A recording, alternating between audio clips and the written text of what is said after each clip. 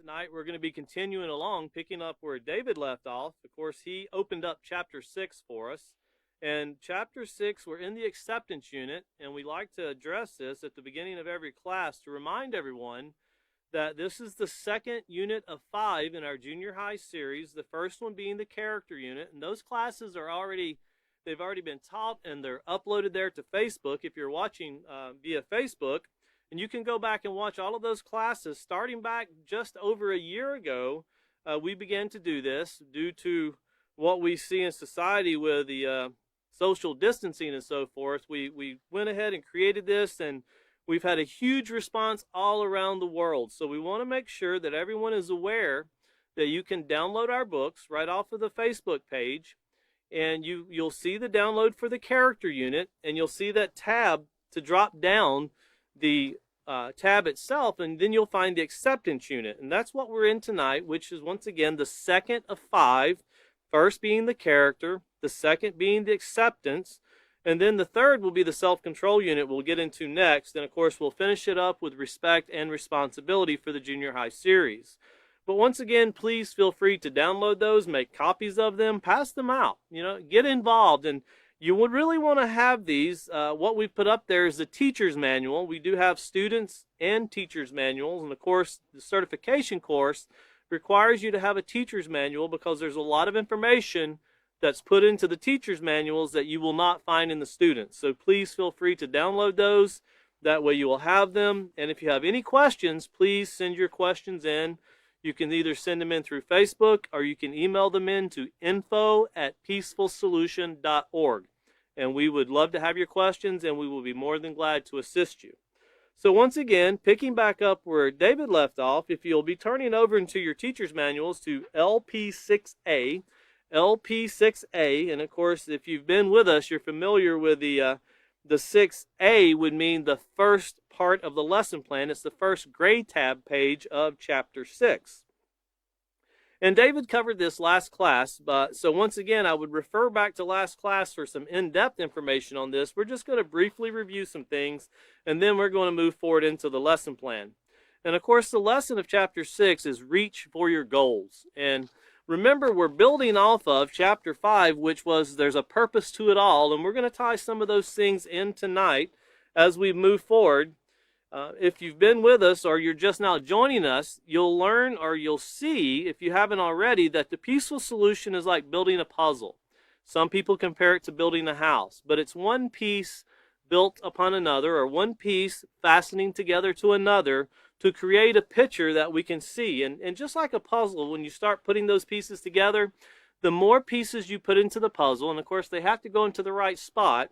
That's why we recommend very strongly that these books are taught in the order. The information is given in the order in which the author, Yisra Hawkins, intended for it to be presented. But as you put this puzzle together, more and more of the picture comes into view. And of course, once you're done, all your hard work, you can see what you've created. Well, with character education, you create something that can last not only you, your family, but also your community, society as a whole for a lifetime. So starting off here, once again, this is the note to the teacher, and it says some people have the innate ability to set goals and to achieve them. Innate has the natural ability. Others might be taught the value of setting their minds in advance to achieve a particular objective and to do everything within their power to accomplish that end. The ability to set goals and to work to accomplish them builds character and self-worth. For this reason, goal setting must be taught as a part of acceptance. And notice it must be taught. And you're talking about here when we're setting our mind in advance, where we just read through that. If you're not familiar with what that is, you can refer back to page 80 of the character unit. But that lets us prepare our minds for what's coming. And of course, that comes with education. That comes with getting to know, making yourself aware of things that can take place, situations that might arise. It's kind of like when you're going into a situation, say a student coming to school, and they realize they've left their assignment at home, and they didn't bring it to school with them. And of course, they had a deadline. The teacher expects them to make their deadline. They were told numerous times, And let's say you took it home with all intent and you actually put forth the effort of doing your very best, but when the time came to turn it in, well, you didn't have it. You left it at home. You forgot it. Well, those kind of things that take place in our lives, those are setbacks, but setting your mind in advance is once you realize you don't have it, what do? And I can tell you through situations I went through as a young man growing up and going to school, you can very quickly ask your teacher, can I call my parents so they can bring it to me? That's one thing you can do that will help. Worst thing you can do is just try to ignore it, avoid it, because that doesn't fix the situation. So when we talk about setting our mind in advance, we're talking about setting our mind in advance to do the right thing, to make the right choice, to do those things which are positive. But once again, notice it said, for the reason goal setting must be taught as a part of acceptance for this reason. If you remember on page 3, and this is something you'll want to take your students to, you're continually reminding them, because that's really how we learn, is through repetition. And if you remember back to the character unit with the VIP, the value, imitate, practice, that's how we do things, whether they be positive or negative. We're striving to do the positive and trying to alleviate the negative, to remove that from our lives. But when we do things over and over and over, we become better. We become more efficient at doing them. And remember, they can be either positive or negative. We're wanting to do the positive things. So going back to page 3 and rereading acceptance again, reaffirming this in their minds, solidifying it, so to speak. So when you say the word acceptance, they're painting a picture in their mind. And as teachers, that's what we truly want to do for our students. When we're speaking to them, we're wanting to paint pictures in their mind. We're wanting them to not only hear what we're saying, but we want them to see what they're saying in their own minds. And that can be a challenge for a teacher, because if you have 20 students in your classroom, you're painting 20 different pictures, and they can be very different according to the lives that those students actually have. They're very different lives they're going to encounter.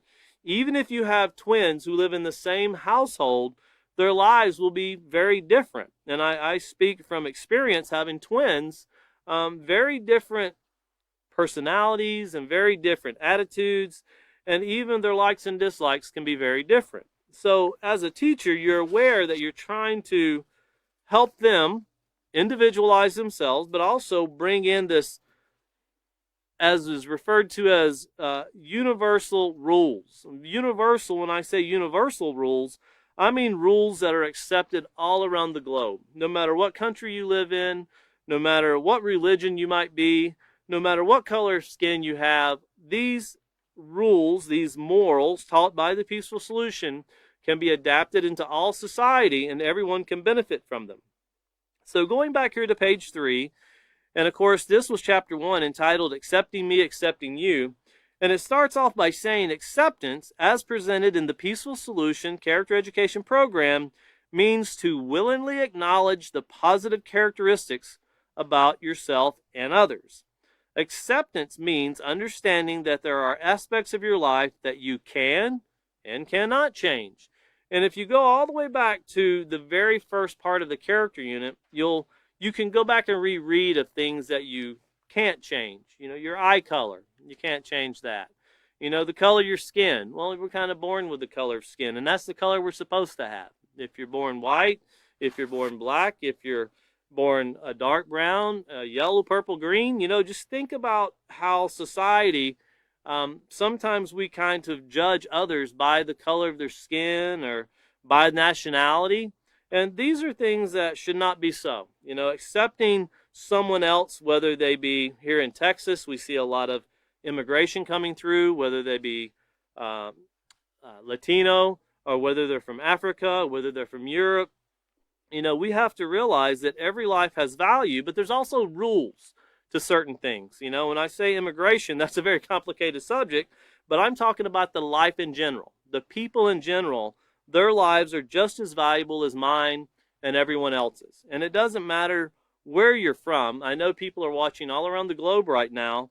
Everyone's life is just as valuable. And that's part of accepting. That's the acceptance we're talking about, the value and the things we can and can't change. You can't change what country you were born in.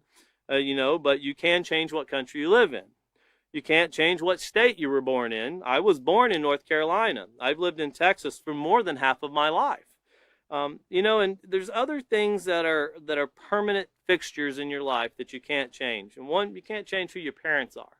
The two people that came together to bring forth us as a child, you can't change that. But there are some things you can change. The way we conduct ourselves, the way we view things, the lack of knowledge that we might have concerning certain subjects. We can always change that by educating ourselves. Even the way things are viewed on a global scale, educating ourselves to find a better way to do things. And we've seen many examples of that throughout history. But continuing on here with some things you can change and some things you cannot, it says, in other words, some things you have control over and some things you don't. For example, we are all predisposed genetically towards certain physical characteristics. Our skin and hair are all predetermined by our family ancestry. Other things we have no control over are where we were born, who our parents are, and even when we were born. In other words, we have to accept whatever age we are. And that gets harder every year, I promise you. It never gets easier. You only want to be older until you start getting old, and then you don't want to be older anymore. But continuing on, it says, accepting yourself means realizing that you're a unique human being. You are your own individual. And there's some things we've covered thus far, and we'll get into more of that tonight, talking about conformity and what it means to conform and the influences that surround us. So just remember that we're unique individuals. And, there's some things said in the Peaceful Solution. One, for example, that in the process of trying to be like everyone else, you can really complicate issues and matters. It can really be detrimental to your life. And we're going to get into that and speak more about it, but we're going to pull some things out of the books tonight to help us to paint that picture in our minds. And it says your ability to make a difference in your life and the lives of others depends only on the amount of time and effort you put forth into your studies. It's the effort we put forth. And we say studies, and a lot of students will go, well, I don't really have to study everything in life. And when you think about it, when you get a job, they teach you how to do the job. You can't just walk into a job and no one instruct you. You have to be instructed how to do the job. Even if you've been doing a certain job for a fairly long time, there's still a different way different companies have of doing things, and everyone has their own protocol on how to do things. So even though we might be well skilled in how to do certain things, we still need to be instructed and guided, and we have to watch and learn. Studying's not always picking up a book and reading. Sometimes you have on-hand training and rehearsing that in your mind, replaying those things in your mind, sometimes taking notes down if you need to. All of that is part of studying. All of that is part of adding to our educational database.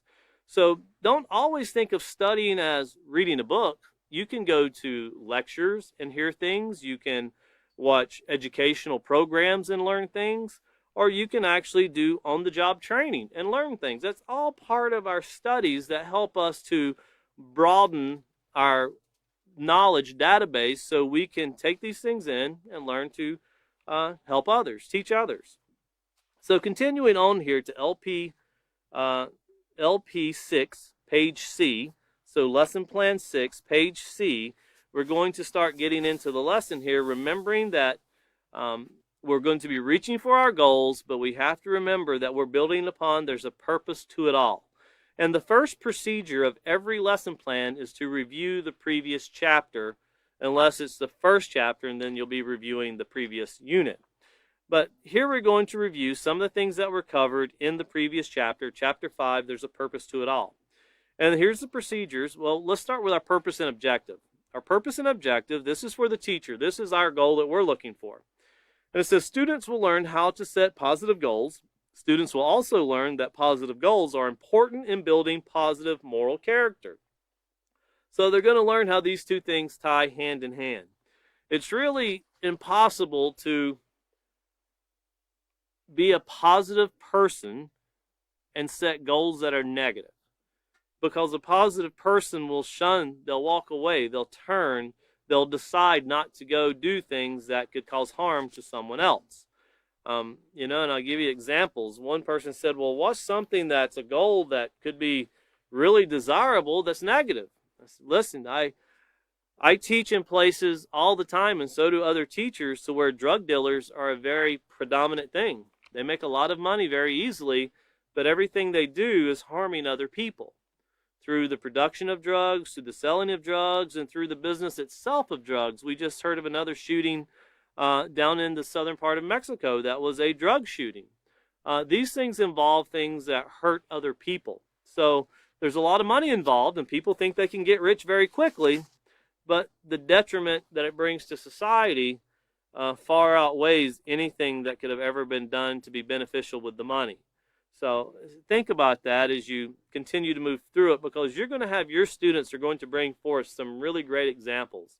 That's one thing that students truly do, is when you have a class of 10, 15, 20, they will bring forth examples sometimes that you would have never thought of, and you'll learn from your students quite a bit because of their experiences. And sometimes 10, 12, 13, 14-year-olds can have a lot of experience in things that you could not even imagine. But of course, this is not only meant for young people. We teach this in prisons also, because we can see where it went wrong. All of us as adults can see when you're on a path to do something and then you get off in the negative way. It usually starts when we're children, young adults, and then we don't pull it back into the right path, and it just drifts farther and farther away. It can drift off at any time, though. At any age in our life, we can drift off to do things that are very negative. So here's the first procedure. It says, remind students that in the last lesson, there's a purpose to it all. They learned that life has meaning, and that having a purpose gives them a positive direction in which to grow and mature. Now we're going to ask students the following questions. And of course, you're wanting to pull forth from not just opinions, which you're going to get those, and once again, these things are needed. Conversation is needed. It's a very interactive course, The Peaceful Solution. But you really want to see what they can go back and find. Just challenge them. Find some things, and there'll be different parts of Chapter 5 they will be able to find and connect the pieces together. And that's really what you're looking for. So you're looking more than just feedback of people saying anything or just making a comment.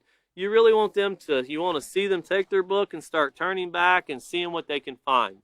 And hopefully their books are marked up. There's notes everywhere, because that's truly when you're helping connect the dots, when they're putting these notes in and they can go back and forth with what they have. But the first question we're going to ask is, how can conforming to negative standards affect your purpose in life? Now, of course, the answer the teacher is looking for, we have it here for the teacher in parentheses. It says, conforming to negative standards can lead you to make poor choices. Well, you want to challenge your students and ask them, what can they find? So let's turn back over here fairly quickly. And here in Chapter 6, we want to turn over to Chapter 5. We want to turn over to let's turn over to page 91 first, and we'll read that. When you look here, it's where there is meaning, there is purpose.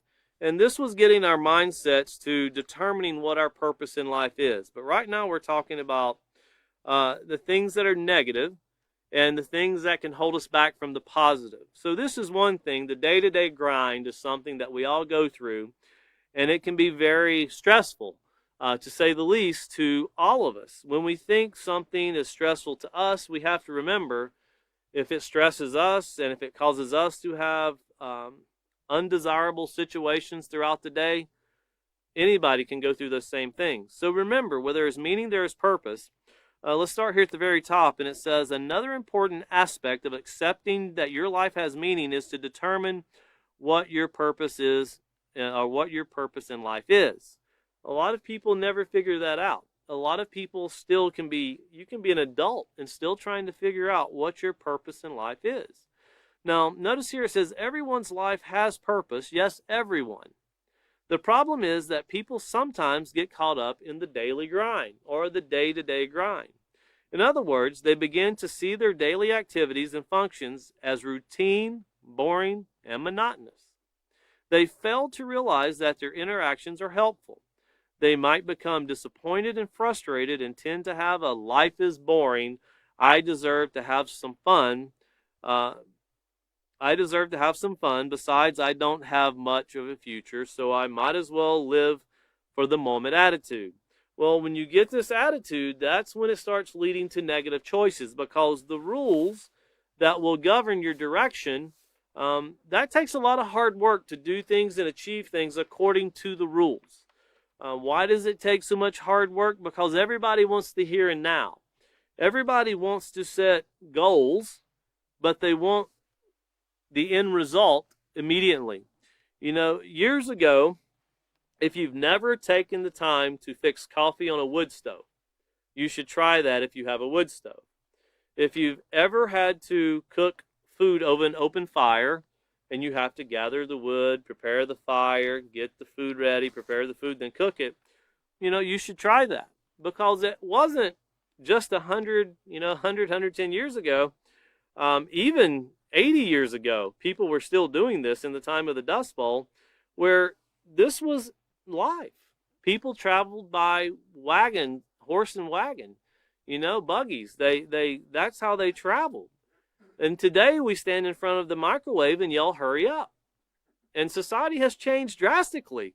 We always want the end result, but we want it yesterday. That's where fast food came from. It became so popular because you're supposed to be able to pull up, drive in, get your food, and drive off. You're done. Doesn't mean it's very healthy, but it's fast. And that's what society desires right now. But this fast pace, we set unrealistic goals, as we'll get into, for ourselves. When we want everything to be fast-paced, well, we have to put ourselves into that fast-paced society. And we'll find that we're not getting things done the way we need to get them done, or we'll fall short. We'll cut corners. We'll do things that aren't proper. But it's because we want to live life in the moment sometimes, and, well, I deserve to have some time to myself. Well, we all do, and that's something that each and every one of us should have, is some time to ourselves to reflect on how things go, how the day's going, and how we're proceeding in life as a person. That's very important to life. But notice here, continuing on, it says, without purpose, these people are more susceptible to taking unnecessary risks that could lead to experimentation with drugs, alcohol, and premarital sex, putting themselves in danger of deadly sexually transmitted diseases. And, this doesn't come just from the act itself. I had a very close friend at one time who I haven't seen in many years, but through drug addiction, it led to him getting hepatitis. And, he had a very hard time, and I'm not even for sure if the person's still alive now or not, but I remember him telling me that he was sitting in a big city on the street. He hadn't done drugs in a long time, and someone come up and asked him if he wanted to take a hit, and of course it was a needle. And he said he asked the person, do you have any diseases? Well, someone who's high on drug is probably not the most educated person to ask, are you okay? Well, no, they're not okay. They're doing drugs. Okay, they're high. But they took their word for it, injected themselves, just to find out later they contracted hepatitis from that one situation. And there were probably many situations in that person's life that could have led to that. But, you really realize that your whole life, no matter how long or how short it is, just a few seconds can change so much in your life, and it can affect the goals that you want to achieve, and it can really take you off the path of your purpose that you really have in life. It can really take away the goal and the potential that a person had that they could have fulfilled, because sickness and disease can reduce the ability of what we can do. Well, notice here it says, keep in mind that your life, like everyone else's, is meaningful and has purpose, but it's up to you to determine your purpose. That's up to you. And you do that through education, through getting yourself educated, and through learning what is important and what is beneficial. And then, of course, turning over here to page 95, we see here that friends, conformity, and purpose. Friends, conformity, and purpose. And remember, friends, that's where you have things such as peer pressure and influence. They come from that. Conformity, remember, we use the example of when you put a sock on your foot, how the sock can be really flat, but when you put it on your foot, it takes shape, and it takes the shape of your foot and it conforms to the shape of your foot. Well, we're talking about our characters conforming to the character, whether positive or negative. Right now we're speaking about negative, how it can adjust to the negative things your friends are doing. And of course, purpose can be very confused once that takes place. But here on page 95, notice it says, once you have identified your purpose in life, don't stop there. You must also be focused on achieving it. This means being careful of how you spend your time alone or with friends, as well as being aware of what you conform to. That's the influences that are around you. Notice it says, without focus and determination, you can lose sight of the positive things you want in life. And once you lose sight of the positive things that you desired, the goals that you set, and the purpose that you see in your life to do it, once you lose sight of it, it's like walking through the dark and you're grasping for the light switch. If you've ever walked through your house, and I know I've walked through certain areas that I deal with every time, even my own business, I can walk through it in the dark and I find something new every time. I could have swore that was an open walkway, but it's not today. And that's what it's like when you lose sight. You think you remember, and I could walk through here with my eyes closed. I can figure it out. I know this like the back of my hand. And then you look down and it's like, where'd that come from? Well, something new every day. But once you lose sight of it, it's truly like running through the dark and people are putting obstacles in your way because you truly don't know what lies ahead because you're wanting to live life in the moment. Well, continuing on, it says, think for a moment about what you spend your free time doing. Consider what it is you're doing. Is it helping you to achieve your purpose? Is it helping you to move forward with your goals? Is it giving you the direction that you need to keep the sight of what you once set your mind to do?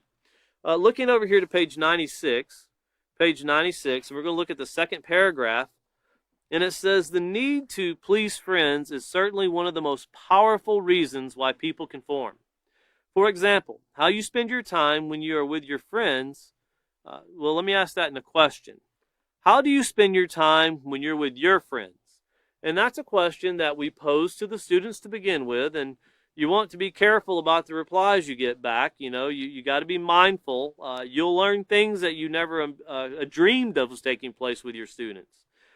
Well, it says here that studies indicate that a popular pastime for adolescents between the ages of 12 to 15 is hanging out at the mall. Now, that is definitely a pastime. It's hanging out at the mall if you can find a mall to hang out at these days. Or talking, talking and, of course, hanging out at the mall, talking and laughing as people walk by. And a lot of times, sadly, they're making fun of people, not building people up, but being derogatory. Many of the teens surveyed said that they would not feel comfortable doing this if they were by themselves. But with friends, they set aside their sense of right from wrong because everybody else is doing it. When someone tells you everybody else is doing it, not everybody else is going to jail. Not everybody else is dying in car wrecks or causing a car wreck due to alcoholic intoxication. Not everyone, as we've seen here in the news the other day, where a football player who had his goals set on making lots of money and playing professional football lost everything by driving intoxicated at 156 miles an hour and hitting a lady from behind, and she burned to death inside of her own car. Now, he survived, but I tell you, I would not want to be in his shoes. I can only imagine the enormous regret that he has, not because now he's lost his ability to play football, not because he's lost his job, not because he's lost his money, not because he's facing many years in prison, but just knowing that his choice led to someone losing their life. That in itself can be a burden that no one wants to carry. But once again, this wanting to do what everybody else is doing, because everybody's doing it, right? Well, no, not everybody else is doing negative things. Well, going back here to LP6C, we want to go to the second question, and this is rehearsing what was covered before. And it's how can developing a positive character help to achieve your purpose? Now, this is a question, and keep in mind, that's a very individualized question. When you say your purpose, you can say that to the classroom, but as many students as you have, that's as many different purposes, goals, intentions, lives, the ability that is offered to them to be able to do certain things.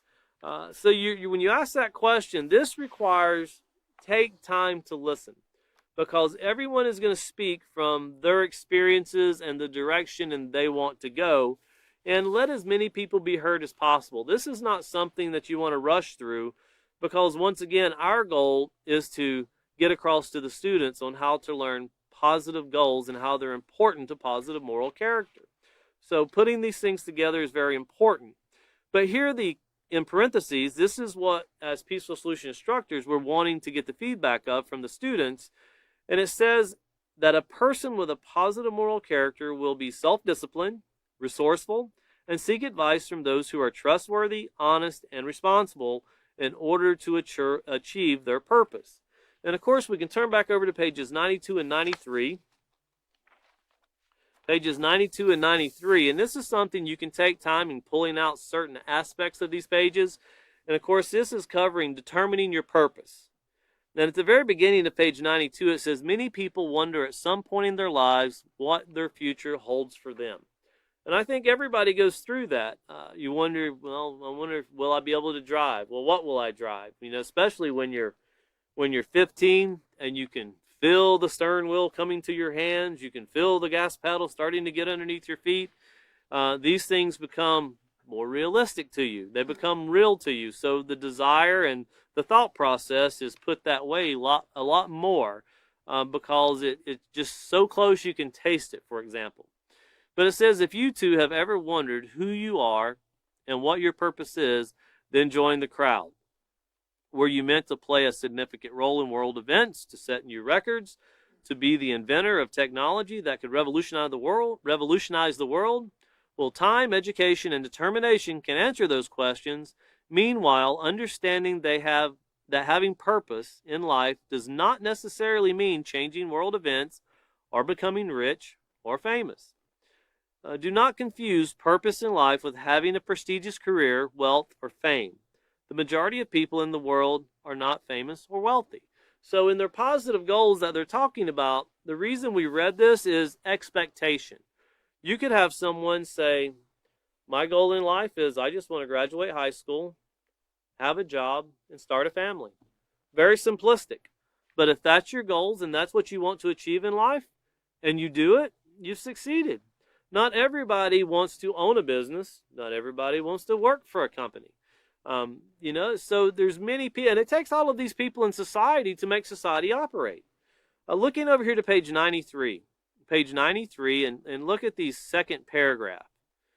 Notice it says, by making use of what is offered in the Peaceful Solution Character Education Program, that's the tools, the techniques that we're given, you will not only have the knowledge, that means the power, you have the power to do it, but you will gain the wisdom to use your knowledge for the betterment of all mankind.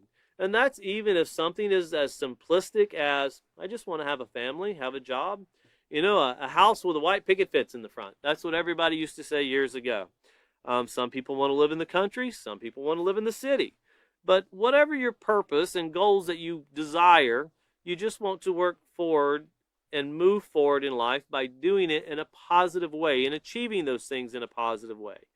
If you make bad decisions along the way, you want to quickly fix them. We can all make bad choices. Everybody has made bad choices. I can promise you that. There's not one person in life you'll ever meet that has never made a bad choice. What determines that person's character is what they did to fix it, what they did to improve themselves and to fix the detrimental things that the choice would have brought in society around them. Some things can be very devastating and can be irreplaceable, like the loss of life we spoke about from the football player. Even though he can regret it, and it can thoroughly make him hurt from inside out, there's not a thing he can do to change that. His actions have already set something. There's already been a reaction to his action, and now there's going to be reactions to that action that took place. So continuing on here, it says your experiences, influences, abilities, and interest and character all help you to determine your purpose in life. And then looking over to page 94, the second paragraph, and this section was entitled Just So You Know. And the second paragraph said, just by speaking with one person about a subject, the whole focus of your life can change. So you must be careful who you get advice from, and not be too quick to obligate yourself until you get all the facts. And remember, that's the first positive character trait we learned about in the Peaceful Solution, was becoming educated, getting all the facts. It says you can get advice from those who are trustworthy, honest, and responsible for their actions. In other words, they have positive moral character, and they set and achieve positive goals. Be smart and consider how your influences can impact your future. So you want to consider that before the negativity arises in your life. And it's possible, getting caught in situations where you do something that's negative, that's part of learning. But what we really want to do is limit the devastation that our negative choices can make. We can honestly make mistakes and do things that can set someone back. There was the other day, a teacher, myself and another teacher, we have identical headsets, and we teach a lot of classes on Skype. And somehow our identical headsets, which are in the same room, he left them from someone to borrow, and then they ended up on my desk. Well, I came in to teach class at 4 a.m. in the morning overseas, and I see the headset. I pick them up, and I look at the cable, and I think, I don't remember doing my cable like this. This is very neat. The way it was done was like, that's just not me. My cable just kind of hangs loose. But I thought, I guess somewhere down the line, I thought it was necessary, and I did it. And I used the headset, and after class, I put them down. And then that teacher called me later, and they said, hey, we have the same identical headset. Oh, yeah, I know. Can you check to see if someone possibly put my headset at your desk because mine are missing? And I went to look, and lo and behold, his had electrical tape around them, and, well, that was the headsets that I used that morning. Mine was still in the filing cabinet where I put them.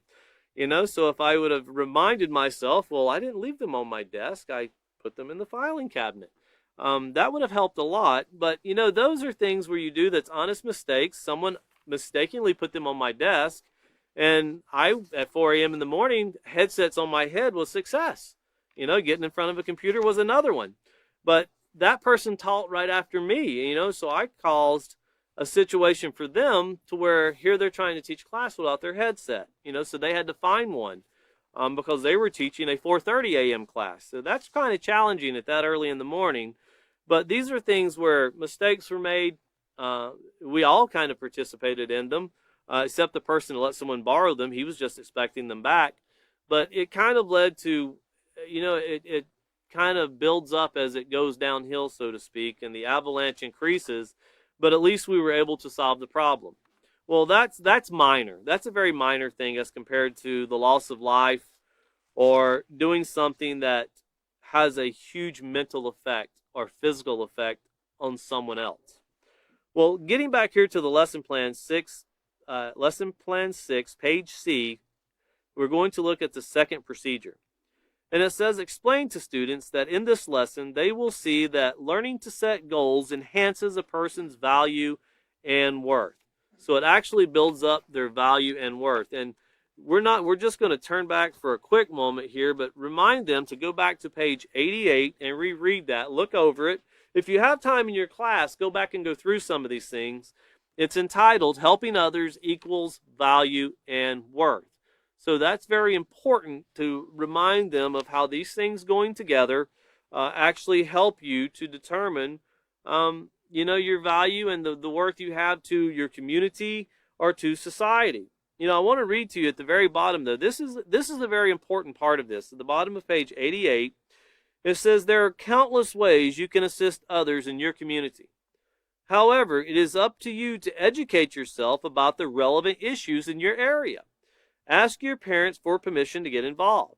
Then ask your teachers or principal, as well as other community leaders, about ways that people your age can be of assistance.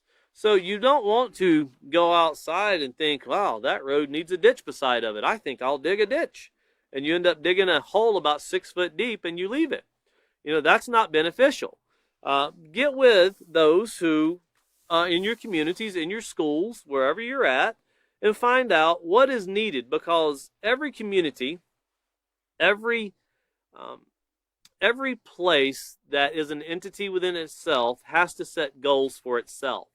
Your school will have goals, your place of work will have goals, your community will have goals, and even your own household will have goals. I learned very quickly when I was growing up, my dad's goal was, when he mowed the yard, was to mow the complete yard. Well, my goal was to mow it until I got bored with it, and that was half the yard. Well, that didn't work out very well once he seen that I only mowed half the yard, and he very quickly taught me how to mow the whole yard, and he took the riding lawnmower away and gave me the push lawnmower.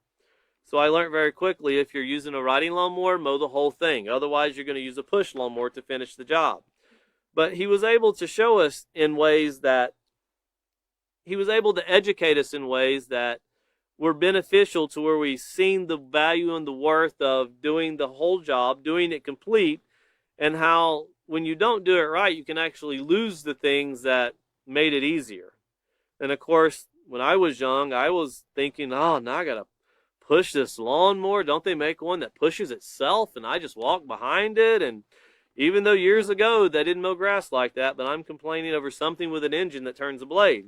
Well, later in life, you learn as you get older, because in life, as you get older, students become teachers. And I've heard people say that, well, no, I'm not going to be a teacher. If you're going to be a parent, you're going to be a teacher. There's no way to get out of that. You're stuck in that. You're going to have this young, small life, whether a boy or a girl, and you're going to have to guide it. And if you don't, well, that's the first failure that child has in its life, is it didn't have a teacher. It didn't have a guide or instructor. That doesn't mean people can't turn out to do positive things and set positive goals to benefit society in a way that is beneficial to all. But these goals are very important, that they're achieved in unity with the values that have been set by the household, the community, whatever place you're doing it for. You want to make sure you're doing it within the rules they've set. So once again, going back here to procedure 2, it says, explain to students that the word goal means an end to that one strives to attain. So it's the end of something that you strive to attain. Success in meeting their goals will enable them to achieve their purpose in life. Guide class discussion by asking the following questions. Now, the first question you're going to ask the classroom is, how many of you have ever wanted to be on a team or in the band and practiced, tried out, and made it? And you'll have a lot of people that raise their hands, but you'll have a lot of people that try out and they don't make it. I remember being in school when we tried out to play basketball, like 60 people showed up, but you could only have 15 players. There were a lot of disappointed people that didn't make the team. So the school would try to create a community basketball league for those that didn't make it, and then they would allow everyone to not suffer the disappointment of what they were going through. So they tried to create an atmosphere to where if you didn't make this, you can still have this. But that doesn't always work in society. There's a lot of people that will put their resume in for a job. There's a lot of people that might want to be school president or class president. They might want to have certain positions in a school that are held by students, but only 1 or 2 can have them. And they can work really hard for them, but that doesn't mean they'll get them. And that's something that we've talked about accepting, when things don't go as we think they should, or they fall short of what we expected. We'll get into the realistic goals that we have to set, because sometimes our goals, part of setting our goals, have to be met with understanding there could be disappointment, because sometimes we're not in control of achieving our goals, such as running for president of the United States. There's people that will vote you or not vote for you to be in that office. And there's other things in life that are similar that we'll get to as we proceed through this lesson. So once again, success in meeting their goals will enable them to achieve their purpose in life. Now we want to guide that class discussion. They raised their hands about being on a team, practice band, and allow them to give feedback, because that's what a class discussion is. You have to be mindful not to drag the whole class out, but try to guide the class into pointing toward, if they mention failure, show them where success can be attained, because that's really what we want to do, because people that feel they've failed sometimes don't see that they can actually make a difference, that things can be different. They think that, well, I didn't make it and I'll always be someone that doesn't get to achieve what they want. Well, that's not true. You might not be able to play basketball or football or band. I've always wanted to play the guitar, but I've never wanted to take the time that it takes to learn to do it. I know it takes a lot of time and a lot of practice, and I've always wanted to be able to sit down and just do it. But that is not the way it works. And if that was the way it worked, then I probably wouldn't even desire it, because, it's just something that I've always been amazed at seeing.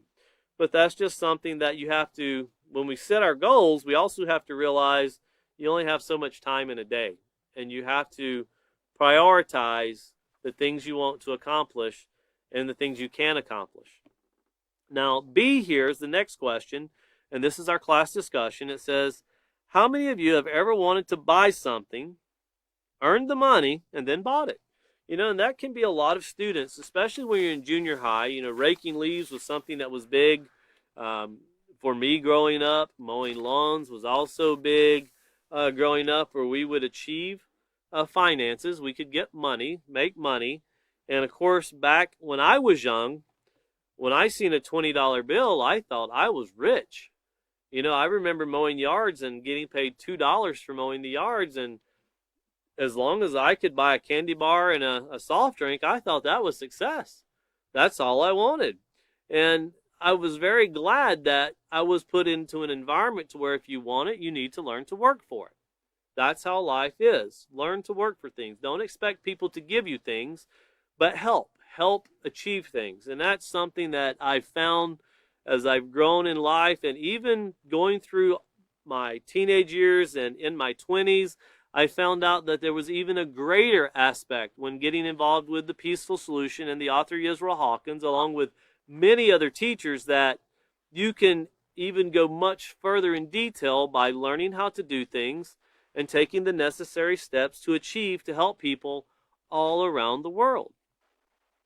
Well, in moving with that and getting the class discussion going and the feedback from them, we want to direct everything towards this building and achieving these positive goals.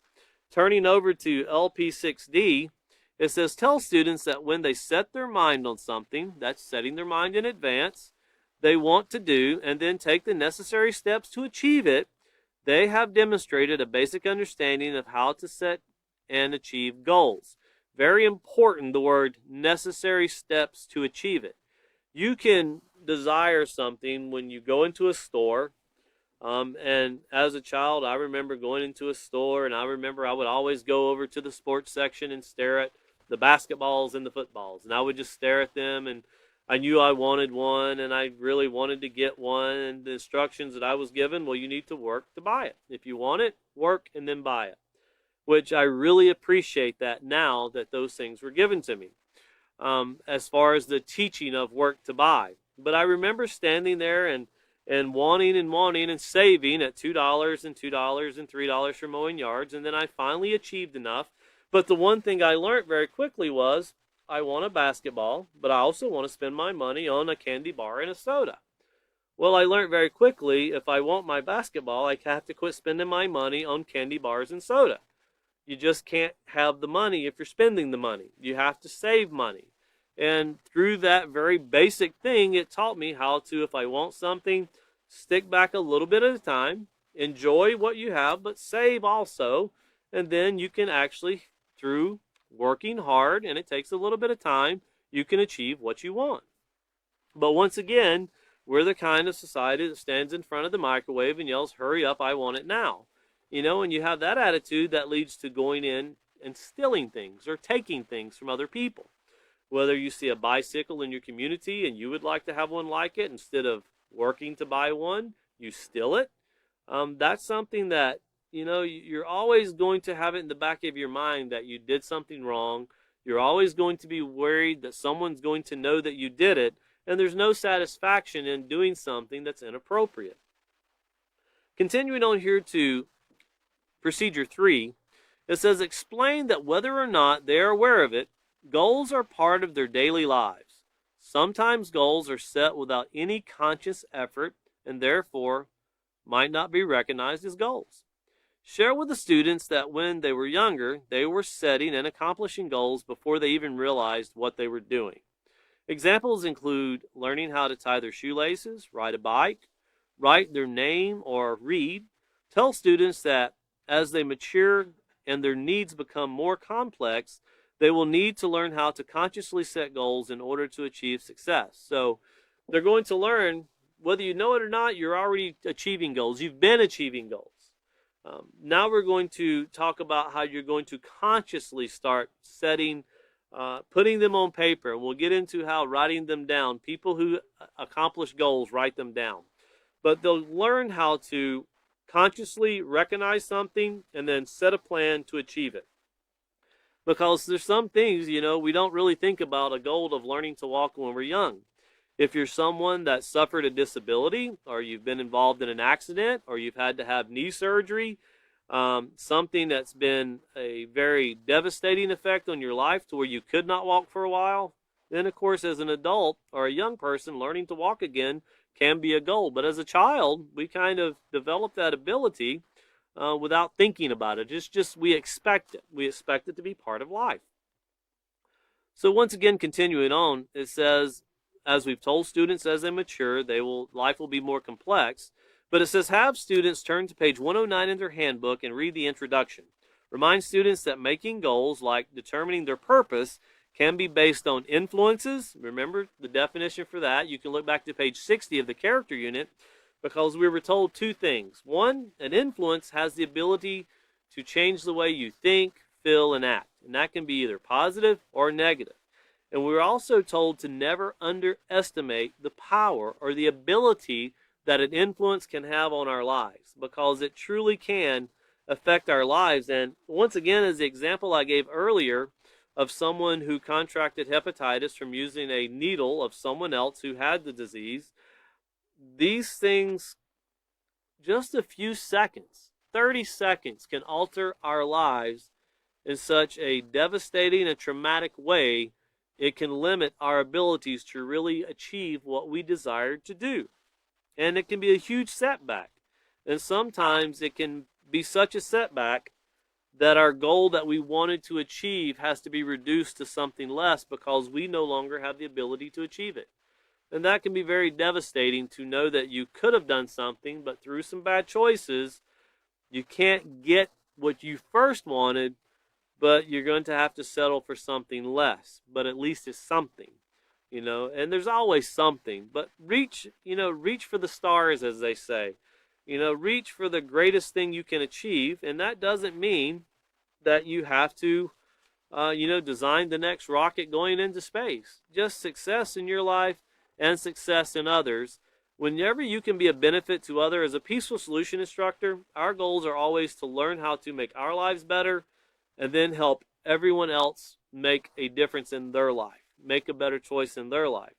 And you learn very quickly. It doesn't mean you're knowing it all, because you never know it all.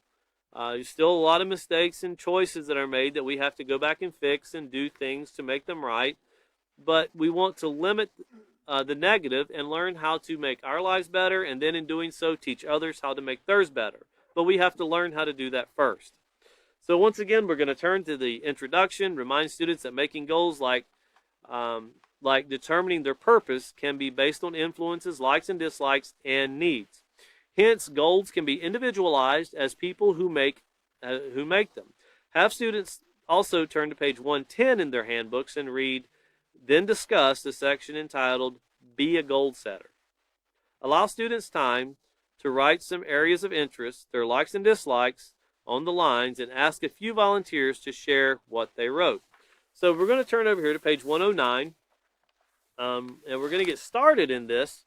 Once again, very important to take what we've learned about there's a purpose to it all and put that together with reaching for your goals. And it says, in order to determine your purpose in life, you need to be a goal setter. And that's in the very top part of the thought cloud from the Peaceful Solution. And it's something to help get our mind set to what we're going to do. So chapter 6, Reaching for Your Goals, the introduction. Did you know that you have been achieving goals since birth? And that's something you want to question to your students and ask them, do you know that? See if they give you an answer. They might, if they've read ahead, they're going to have it, or they might even have an idea of what you're trying to tell them. And it says a goal is an end that you strive to attain. Walking, talking, attending school for the first time, even learning how to ride a bike are all goals that you have already accomplished. And that's if you've had a bike and you desired to. But there's other things that go with that, as we'll get into this, on how when you accomplish a goal, well, that goal leads to another goal. And that goal leads to another goal. And it's just like character education. You build and you build and you build. If you want to ride a bike, learning how to walk would be helpful. Doesn't mean it's necessary. I know people that can't walk and their bikes are made for them. Talking, if you want to learn to teach, if you want to learn to communicate, talking is a very important aspect of communication. It's not the only aspect. People communicate with sign language on a daily basis. And attending school for the first time. Here in society today, there's a lot of homeschooling. I know of children that have went all the way through and graduated and have never stepped foot into a school like I did. I went to public school. But homeschooling has become a huge part of society today, with the coronavirus being a very large part of how we conduct ourselves and things we do or don't do. But the goal is to get an education. That's what the goal is. Well, once again, as you grow, there are goals that you will automatically achieve simply by moving from one developmental stage to the next. The developmental stage from infancy to childhood, from adolescent to adulthood, are times of incredible physical, mental, and cognitive, that's the way you think, your growth. You reach these milestones without being aware of it. And just so you have this cognitive thought, it's meaning relating to logic, thought, awareness, and mental process. And as we get older, our process and knowledge and experience and examples and all of those things that we see, we're able to take hold of, and we're able to implement them into our lives. It's kind of like when you get your driver's license. Before they give them to you, you have to go through a lot of classes so you can identify, I've been going down the road as a passenger for years. Well, it's very different in riding in the passenger seat and actually driving the vehicle itself.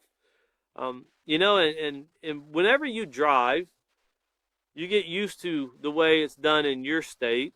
I can tell you, coming from North Carolina, traffic lights and things are very different in the state of Texas than they were in North Carolina. And then traveling to countries like Jamaica, where we went to teach, things are vastly different. You switch the side of the road.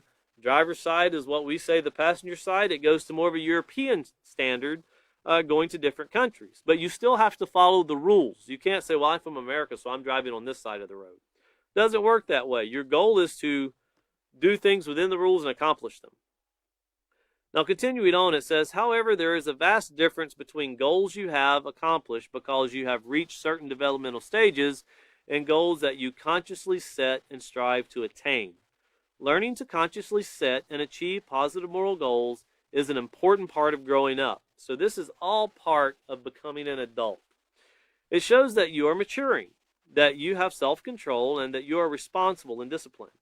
It is also one more step in achieving a positive moral character and accepting yourself as a worthwhile human being. You actually see for yourself that you're able to set something. You identified your purpose, you've set a goal, and now you achieve it. And very quickly, let's just cover something that would be very basic, that would be goal setting and how you can build upon it. Let's say you want to buy a bicycle. Well, you set a goal of delivering newspapers, which that is a thing of the past, I think.